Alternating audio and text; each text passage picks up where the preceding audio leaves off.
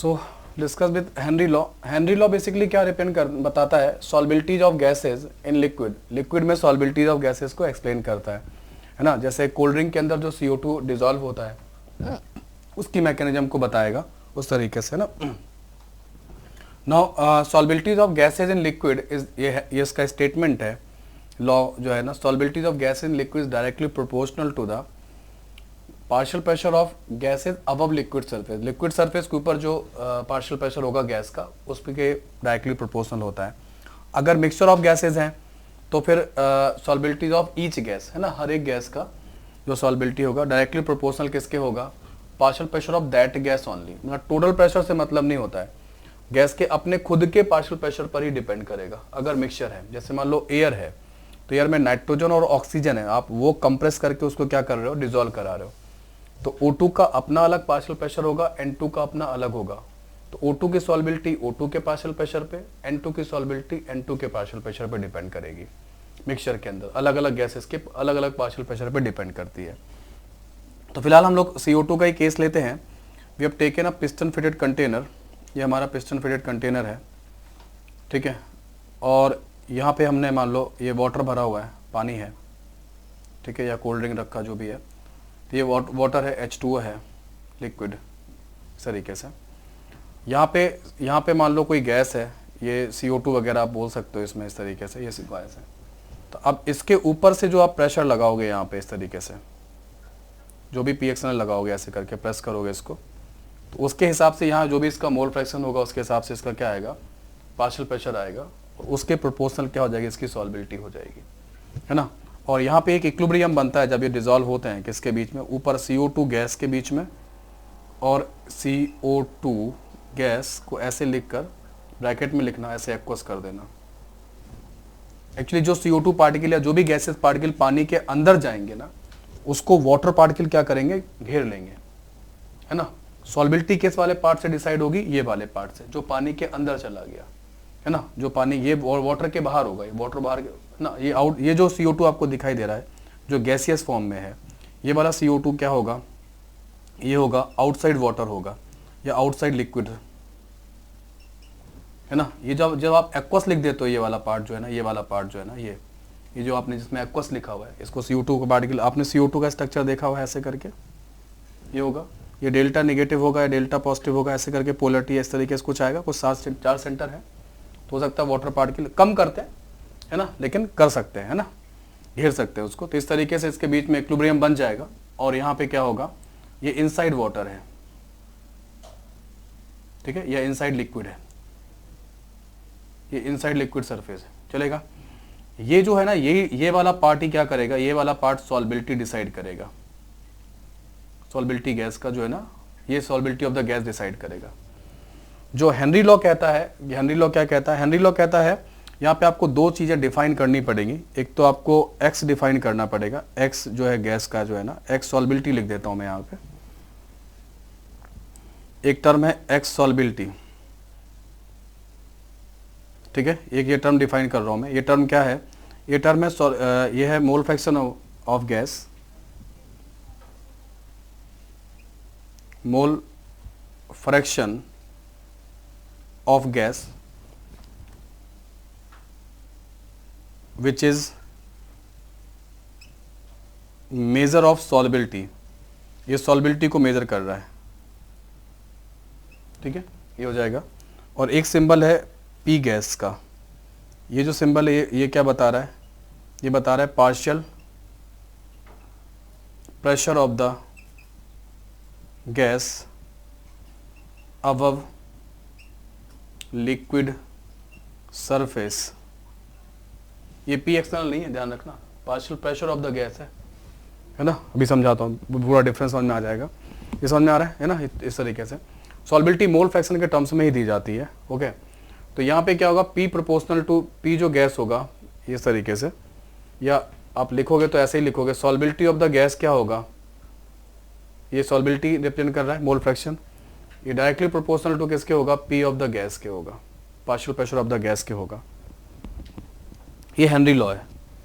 Henry law ये कह रहा है किसी भी गैस की जो सॉल्बिलिटी है, सॉल्बिलिटी हम मोल फ्रैक्शन के टर्म्स में मेजर कर रहे हैं, क्या लिखा है पढ़ो, mole fraction of gas gas which is measure of solubility, जो कि सॉल्बिलिटी का मेजरमेंट है, मोल फ्रैक्शन के टर्म्स में ही ले रहे हैं। ओके, तो यहाँ पर प्रोपोर्शनलिटी साइन हटा लेना और पी गैस की जगह मोस्टली यहाँ पे ही लगाते हैं, सॉल्बिलिटी के साथ इस तरफ लगाते हैं, उस तरफ नहीं लगाते हैं ज़्यादातर। उस तरफ भी लगाया जा सकता है, इसके साथ भी लगा सकते हो प्रोपोर्शनलिटी कांस्टेंट, इसके साथ भी लगा सकते हो, लेकिन ज़्यादा जो लुक में दिखाई देता है वो इसके साथ ही दिखाई देता है। एनसीईआरटी भी यही से है, तो ज़्यादा फैमिलियर वही है, तो अपन लोग पहले वही करेंगे, बाद में फालतू का वेरिएशन जो है ना बाद में कर लेंगे।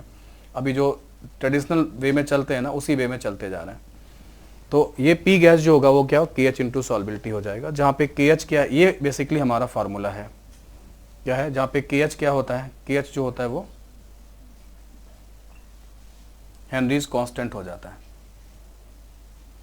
ठीक है, हेनरीज कांस्टेंट टेम्परेचर पे डिपेंड करता है, नेचर ऑफ गैस पे डिपेंड करता है, वो सब मैं लिखवा दूंगा, बट मेरा अभी इंटरेस्ट है कि मैं इसको और समझाऊं। तुम लोग थोड़ा सा इसको नोट करो, मैं स्टेटमेंट तो नोट कर चुके हो तुम लोग, तो स्टेटमेंट में हटाऊं तब तक तुम लोग इसको नोट करो और मैं चीज़ों को और समझाता हूं अभी आपको, तुम इसको नोट करो।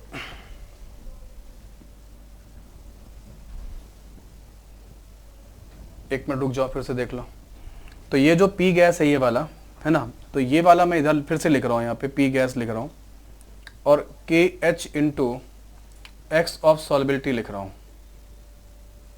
समझना ध्यान से, ये जो पी गैस है ना, ये क्या है, गैस का क्या है, पार्शियल प्रेशर होता है। कैसे निकलते हैं पार्शियल प्रेशर, क्या बताया फॉर्मूला, हाँ, मोल fraction of the gas into क्या लिखोगे, टोटल प्रेशर। टोटल प्रेशर कौन सा, ये वाला, ठीक है। तो मैं तो PT लिखूं या P एक्सटर्नल लिखूं, क्या बेटर लगेगा आपको, P एक्सटर्नल लिख दूं, ज्यादा बेटर है, तो हमको याद रहेगा बाहर का प्रेशर था, P एक्सटर्नल है ना। और इसके बाद क्या करना, KH इंटू क्या करना, एक्स ऑफ सॉल्बिलिटी, या सुनो, फिर क्या करना, इमोशनल होके ये वाला एक्स ये वाला एक्स काट मत देना कि सर ये भी मोल फ्रैक्शन ये भी मोल फ्रैक्शन सर कैंसिल करो, है ना। क्यों नहीं करो कैंसिल, ऐसा क्यों नहीं करो, ऐसा क्यों नहीं करो बताओ। ये वाला जो मोल फ्रैक्शन है ये कहाँ, ये कब डिफाइन होगा, हाँ जब पानी के अंदर बैठ के देखोगे, है ना। ये कब डिफाइन हो, जब पानी सरफेस के बाहर बैठ के देखोगे, ठीक है। तो ये वाला जो पार्ट है, ये जो है, ये मोल फ्रैक्शन जो है ये आउटसाइड है,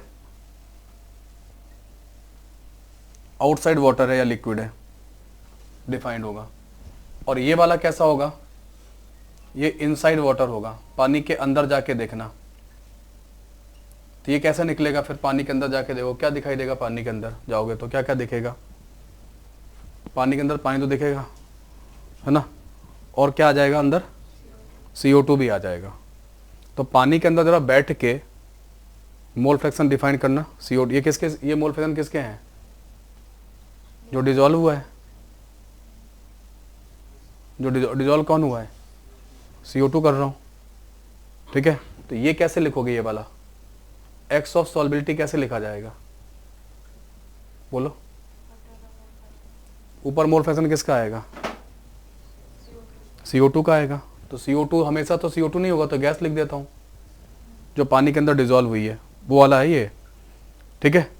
और यहाँ क्या लिखोगे, ये लिखोगे, ये सोल्यूट की तरह हो जाएगा ना, छोटा n प्लस क्या हो जाएगा, कैपिटल N किसका हो जाएगा, सॉल्वेंट का या वाटर का हो जाएगा। ये वाला जो अमाउंट होता है बहुत कम होता है, तो ये कभी कभी इसके रिस्पेक्ट में निगलेक्ट भी हो जाता है ना। इसके रिस्पेक्ट में क्या होता है, ये निगलेक्ट भी हो जाता है, वो देख लेना, अपने क्वेश्चन का नेचर देखना कैसा है, मोस्टली निगलेक्ट ही होगा। 99% केसेस में एक न्यूमेरिकल में निगलेक्ट होता है ना, क्योंकि सॉल्बिलिटी कम होती है। वरना तो क्या होगा, अगर लिक्विड सरफेस, लिक्विड अगर क्या करे, वो कर लेगा ना, गैसेस को एब्जॉर्ब कर लेगा, तो हमारा जो सी वाटर, सी सरफेस है, समुद्र है, वो सारा एटमॉस्फेयर को ही एब्जॉर्ब कर लेगा, है ना।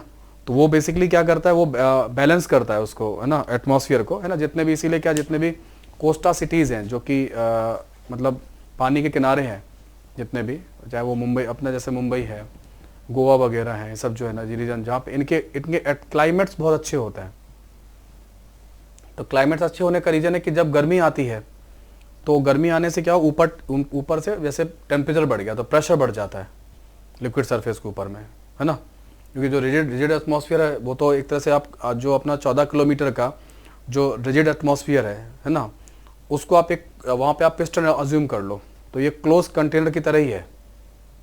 तो जैसे ही टेम्परेचर बढ़ा तो लिक्विड जो सी सरफेस है या वाटर सरफेस है उनके ऊपर क्या प्रेशर बढ़ जाएगा, तो CO2 वगैरह जो गैसेस वगैरह तो है ना उनको एब्जॉर्ब कर लेता है, तो टेम्परेचर को फिर से ड्रॉप कर देता है।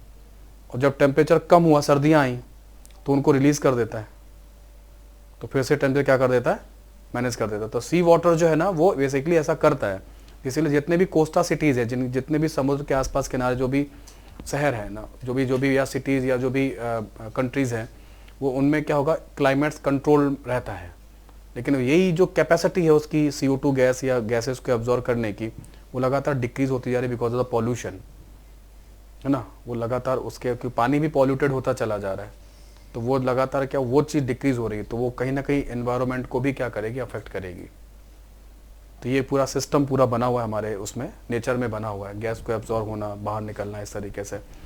तो ये समझ में आ गया, ये पूरा समझ में आ गया। ये बाहर वाला प्रेशर है ना, ये हेनरी कांस्टेंट है, ये सॉल्बिलिटी इनसाइड द वाटर है, पानी के अंदर जाके देखोगे तो इस तरीके से सारा बनेगा। ठीक है, तो अब आप इसे नोट करो और मैं इस पर एक न्यूमेरिकल लिखता हूँ जो IIT में आ चुका है और आप उसे करोगे, है ना। तो ये JEE 2009 का ऑब्जेक्टिव क्वेश्चन है, ऑप्शन मैंने नहीं दिया।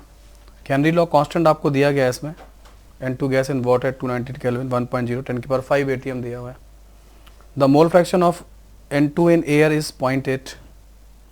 तो ये एयर में बोले गए हैं, तो ऑब्वियस सी बात है ये आउटसाइड वाले हैं, ये वाले मोल फ्रैक्शन है गैस के, आउटसाइड वाटर वाले। फाइंड द मोल फ्रैक्शन, ये हो गया। Find the number of moles of N2 from air dissolve in 10 mole of water. Solvent के मोल दिए हैं, कौन से, कैपिटल N, मोल फ्रैक्शन निकालने के लिए। ठीक है, क्या पता करना है, गैस के मोल पता करना है, पानी। ये वाले मोल फ्रैक्शन, ये वाला मोल फ्रैक्शन कौन सा, इनसाइड वाटर है। तो ये जो मोल फ्रैक्शन आपने डिफाइन किया, कहाँ डिफाइन किया, इनसाइड वाटर डिफाइन किया है। तो सिंपली क्या होगा, यहाँ देखो, सबसे पहले क्या करना था, सबसे पहले अपने को क्या लगा, इसके सोल्यूशन में क्या करोगे, सबसे पहले हमने को लिखना था P gas equal to, Henry law लगाना था, P gas equal to KH into X of सॉल्बिलिटी।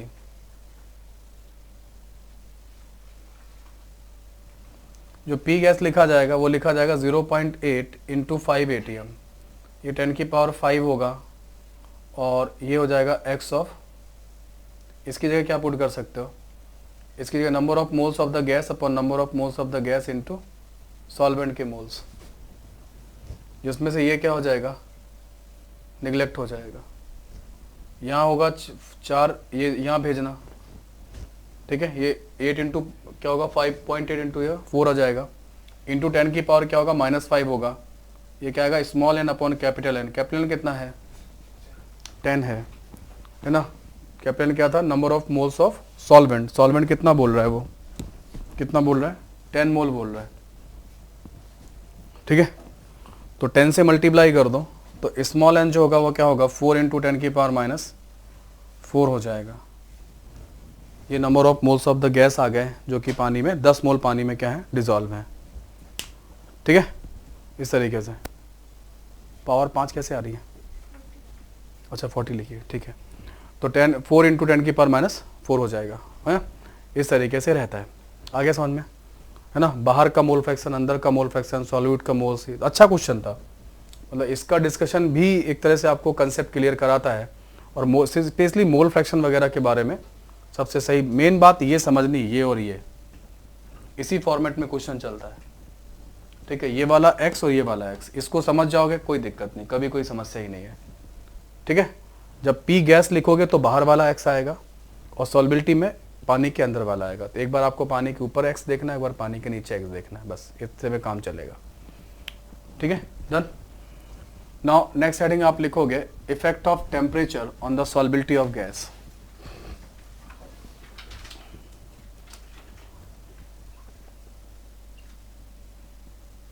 Effect of temperature on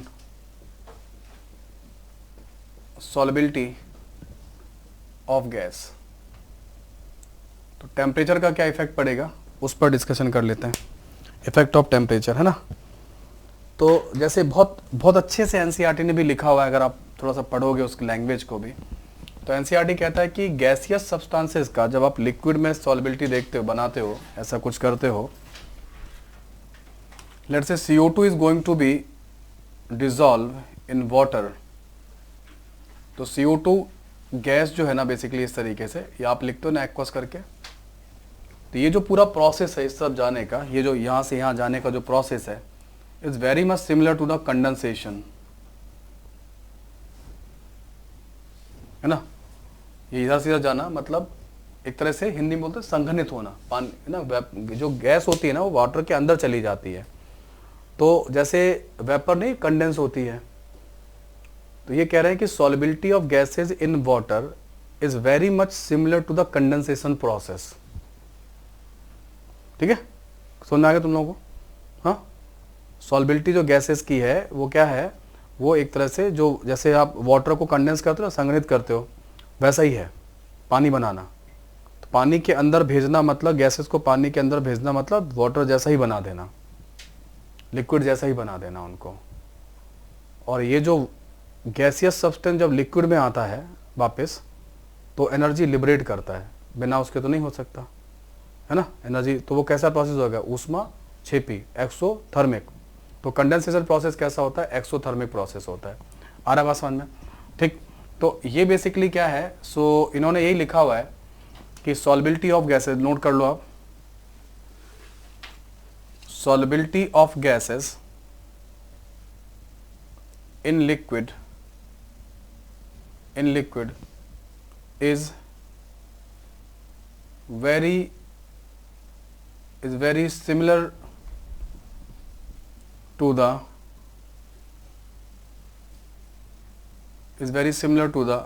condensation process, is very similar to the condensation process. Therefore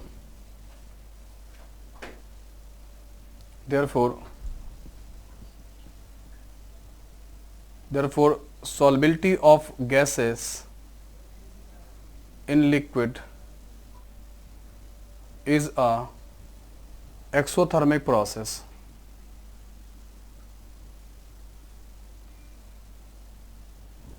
ये स्टेटमेंट ये जस्टिफाई करता है। आज ही एनसीईआरटी से पढ़ लेना जाके, है ना। एनसीईआरटी में भी बहुत अच्छे से लिखा हुआ है, इस बात को लिखा हुआ है, लास्ट में लिखा हुआ है बिल्कुल, हेनरी लॉ में। सॉल्युबिलिटी ऑफ गैसेस लिक्विड के अंदर क्या होगा, बिल्कुल कंडेंसेशन जैसा होता है, इसीलिए एक प्रोसेस कैसा हो जाता है, एक्सोथर्मिक हो जाता है। तो बेसिकली जब आप गैसेस को लिक्विड में मिलाकर क्या बनाओगे, उनका सॉल्यूशन बनाओगे, तो हीट लिबरेट होगी, heat become the part of product, है ना, हीट लिबरेट होगी। तो अगर आपने भाई टेम्परेचर बढ़ाया, तो इसका मतलब है कि आपने क्या बढ़ा दिया, हीट बढ़ा दिया।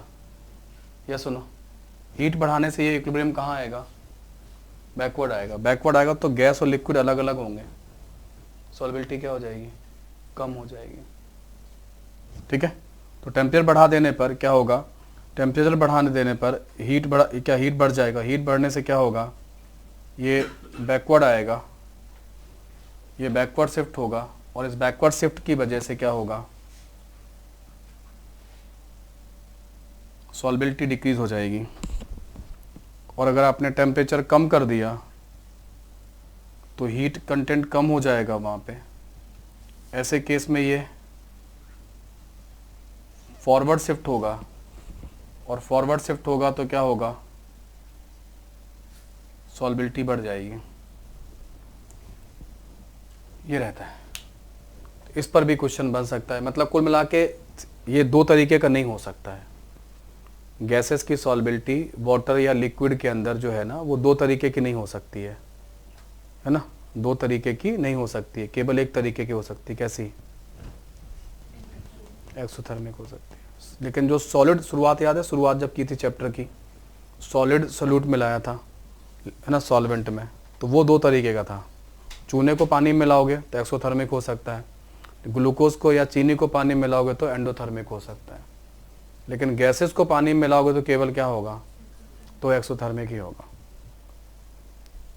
ठीक है, क्लियर हुआ? तो इस तरीके से काम हो जाएगा, है ना। नाउ प्रेशर का क्या इफेक्ट पड़ेगा, ये तो हेनरी लॉ ही है, वो तो डायरेक्टली प्रोपोर्शनल है हेनरी लॉ के हिसाब से। भाई सॉल्बिलिटी किसके प्रोपोर्शनल है, प्रेशर के, पार्शियल प्रेशर के। पी बढ़ाओगे तो ऊपर से पी बढ़ाओगे तो पी एक्सटर्नल बढ़ेगा, और पी एक्सटर्नल बढ़ेगा तो ऑब्वियस बात है पार्शियल प्रेशर बढ़ेगा, सॉल्बिलिटी क्या हो जाएगी, बढ़ जाएगी। या यूँ कहो कि इस वाले प्रोसेस में यहाँ से यहाँ जब जाओगे, आपको याद है कि इक्विलिब्रियम में याद है कि हमने क्या बोला था, प्रेशर बढ़ाने पे इक्विलिब्रियम कहाँ जाता है, जहाँ मोल नंबर ऑफ कम होते हैं। तो नंबर ऑफ मोल कम कहाँ हो रहा है गैस के, यही हो रहा है इस तरफ। इधर तो गैस दिख रही है, ये गैस पानी के अंदर चली गई, है ना। तो कहाँ जाएगा, फॉरवर्ड जाएगा, तो फॉरवर्ड जाएगा तो पानी के अंदर डिजॉल्व होगा, तो सॉल्बिलिटी बढ़ जाएगी। ठीक है, तो इफेक्ट ऑफ प्रेशर में क्या करोगे अगर कभी आया, है ना। इफेक्ट ऑफ प्रेशर की अगर बात करें, इफेक्ट ऑफ प्रेशर में क्या होगा, पी बढ़ेगा तो सॉल्बिलिटी क्या होगा, बढ़ेगा, और पी घटेगा तो सॉल्बिलिटी घटेगा, है ना। कैसे, ये वाला जो इक्विलिब्रियम है कौन सा, गैस और लिक्विड वाला, इस इक्विलिब्रियम को फॉलो कर लेना, हो जाएगा। ये बिल्कुल इस तरीके का इक्विलिब्रियम है ये वाला। प्रेशर बढ़ाने पर इक्विलिब्रियम उस डायरेक्शन में जाता है जहाँ पे गैस के नंबर ऑफ मोल कम हो। तो गैस के नंबर ऑफ मोल कम कहाँ होंगे, यहाँ होंगे, लिक्विड की तरफ होंगे। तो जितना ज़्यादा वो लिक्विड की साइड में जाएगा उतना CO2 पानी के अंदर जाता जाएगा, उतनी सॉल्बिलिटी बढ़ती जाएगी।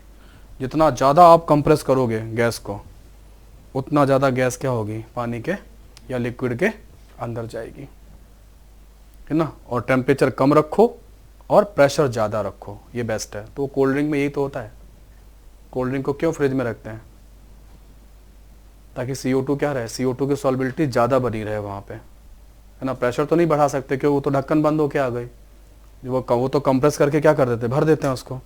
फिर आप उसे क्या करते हो, ठंडे एटमॉस्फेयर में रखते हो ताकि CO2 अंदर बनी रहे, है ना। और वो उसको क्या कर सकता है, प्रिजर्व कर सकता है, कीड़े वीड़े नहीं पड़े उसके अंदर उस तरीके से, है ना। तो प्रेजर वो जो चीज़ें हैं तो खराब, और भी तो मतलब इतना खराब पहले से ही होता है और ज़्यादा खराब नहीं हो, है ना। उसमें कोई ऐसी चीज़ होती नहीं है जो मतलब कोई फ़ायदेमंद कोई चीज़ नहीं होती है कोल्ड ड्रिंक के अंदर, लेकिन फिर भी CO2 इसीलिए रखी जाती है उसके अंदर कि वो उसकी सॉल्बिलिटी ज़्यादा रहे कम टेम्परेचर पे। और आप ऐसे सेक करके जब आप बढ़ाते हो, मतलब वो करते हो, तो आपने कई बढ़ा दी है तो एकदम से बाहर निकलेगी, प्रेशर बढ़ जाएगा उसका। ठीक है, आगे समझ में। हाँ, नमक डालने से क्यों निकलती है CO2 गैस फास्ट, देखा है कभी? हाँ, कभी देखा है, पूछा नहीं।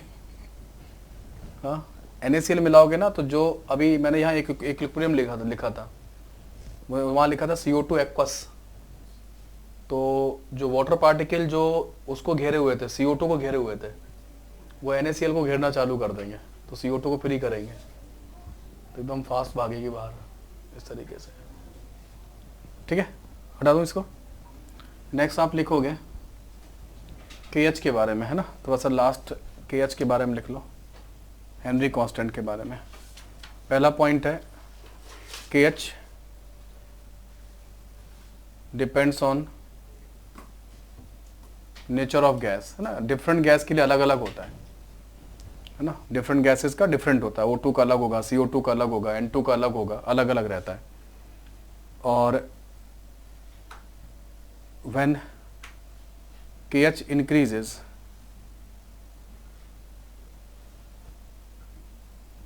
solubility of gas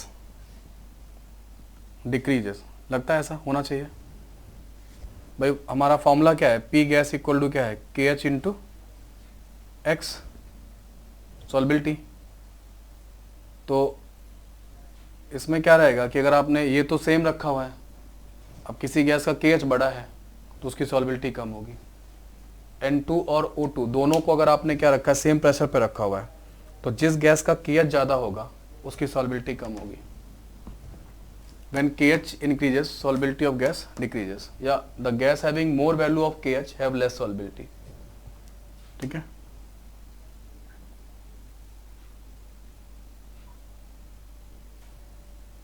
on increasing temperature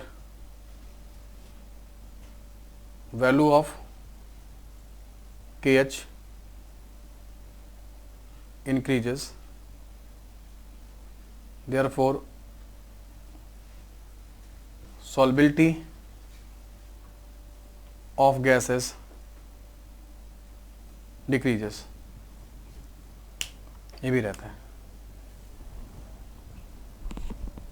भाई, टेम्परेचर बढ़ाने पे आप वैसे भी सॉल्बिलिटी क्या कर रहे थे, कम कर रहे थे, तो आप KH से भी आप कह सकते हो कि अगर टेम्परेचर KH का रिलेशनशिप अगर टेम्परेचर पर डिपेंडेंट है तो KH बढ़ेगा ही, घट नहीं सकता। तो KH की वैल्यू बढ़ती है, on increasing temperature value of KH increases, therefore solubility of gas decreases. तो हो सकता है कोई KH के बारे में कुछ पूछ लें। वैसे तो आपसे न्यूमेरिकल या ये सब के लिए ज़्यादा अच्छे क्वेश्चन बनते हैं, मोस्टली आपके चांसेस अब इस पर है ना, ये वाले पार्ट पे एक्सोथर्मिक ये वाटर इस तरीके के क्वेश्चन ज़्यादा आते हैं, है ना। तो कभी कभी मैंने ये भी देखा है कि कुछ लोगों ने केमिकल इक्विलिब्रियम की सीट में भी क्वेश्चन दिए हुए हैं, है ना, कुछ के केमिकल इक्विलिब्रियम में भी मिल जाएंगे, हो सकता है सॉल्यूशन के टॉपिक में ना मिले तो केमिकल इक्विलिब्रियम में मिल जाएंगे, है ना, क्योंकि वहाँ पे भी सीट में क्वेश्चन दे रखे हैं। तो अब आप अगर वो वाले भी अटेम्प्ट करोगे तो हो जाएगा आपसे, ठीक है। This is the end of solution chapter. Next topic upon start करेंगे केमिकल काइनेटिक्स।